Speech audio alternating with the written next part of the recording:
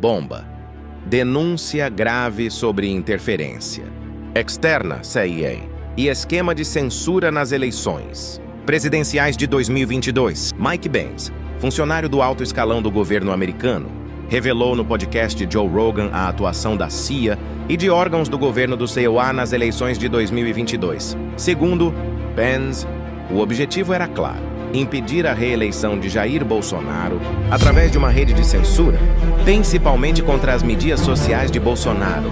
A denúncia aponta um esquema amplo envolvendo grandes nomes, incluindo universidades, FGV, imprensa, Globo, órgãos governamentais brasileiros, TSE, Moraes, acadêmicos, políticos, juízes, tem de tudo. Para aqueles que ainda duvidavam, as peças agora estão escancaradas. Mais uma evidência de como os interesses globais se movem contra líderes que desafiam a agenda estabelecida. That's who's running that CEPS program. It's both sides of the political aisle, but both of them hate Trump. Both of them hate populists, whether it's the U.S. with Trump, Bolsonaro in Brazil, and again, the whole suite of EU countries that we just talked about. And they descended on Brazil just 2 weeks after Bolsonaro was elected in 2018. The Atlantic Council and NED held all these meetings about how Bolsonaro only won because of basically social media and end-to-end encrypted chats like WhatsApp and Telegram, and that we need to basically stop Bolsonaro's presidency in its tracks and stop him from getting reelected by creating a censorship infrastructure in Brazil that is powerful and institutionally as wide and deep as our other diplomatic work. So NDI, which I should note, Hunter Biden was on the chairman's advisory board of NDI, the DNC CIA wing. So if anyone is a little curious as to why the CIA intervened on the Justice Department investigation, folks remember the IRS wanted to question Kevin Morris, Hunter Biden's lawyer, who paid his taxes for 5 years, and then the CIA intervened and told them, do not look into who is funding Hunter Biden. I find it curious that the CIA's DNC branch, Hunter Biden was on the chairman's advisory board. But so NDI sets up this sprawl of coalitions called D4D, Design for Democracy. And Design for Democracy, in tandem with this CEPS program, goes on to work with the censorship court, de Moraes, the censorship Voldemort on their TSE court. It's basically the election management and censorship body of their Supreme Court. This is the guy who has gone to war with Elon Musk.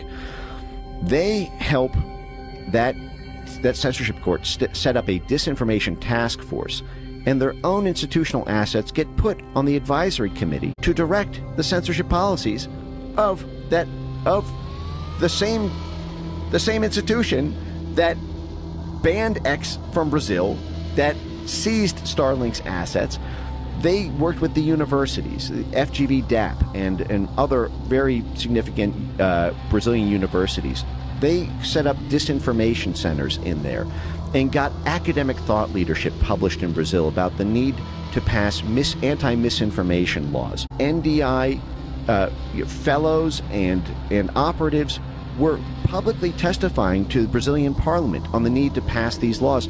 They were publicly speaking to the prosecutors association groups in Brazil, telling them they need to prosecute misinformation on this.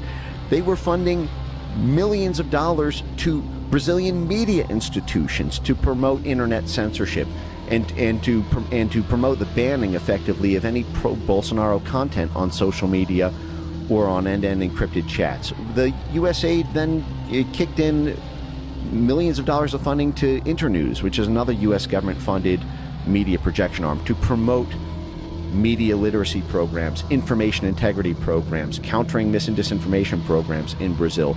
So at every level, Brazilian media companies, they partner with Globo, for example, the largest media outlet in Brazil. The media institutions, the universities and thought leaders, the politicians, the judges, it was full spectrum. It was the same thing that we do when we try to regime change a country. By the way, this is in USAID's charter, which means influencing the laws and the structure of the judges, and to be able to have our foreign aid money get laws passed or get structural changes made to the court system there. And this is what SEPs did. This State Department, CIA front censorship organization, they developed a strategy they called EMBs, election management bodies, which is basically focusing in on the court system of different countries that are in charge with adjudicating elections, in order to get them to grow a censorship capacity to censor the ability for people to question their elections. And they had all these stakeholder meetings. Some of them are really funny. Some of them, they said, well, some of our EMB partners didn't want to actually, didn't think they could pull this off. They couldn't convince the other political stakeholders in their country to grow this censorship capacity. And they advised them about how they could cleverly use rhetoric to disguise the programs. Don't call it a counter-disinformation program if you think that'll ruffle too many feathers. Instead, simply call it strategic communications.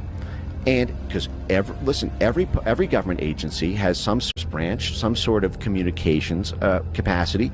Simply say that this is for monitoring and engaging in strategic communications, and then you can mass flag the accounts of the U.S. State Department's political opponents they want to stop from winning the election. E aí, curtiu? Não esqueça de acionar o sininho, deixar seu like e compartilhar nos grupos de WhatsApp. Até o próximo vídeo!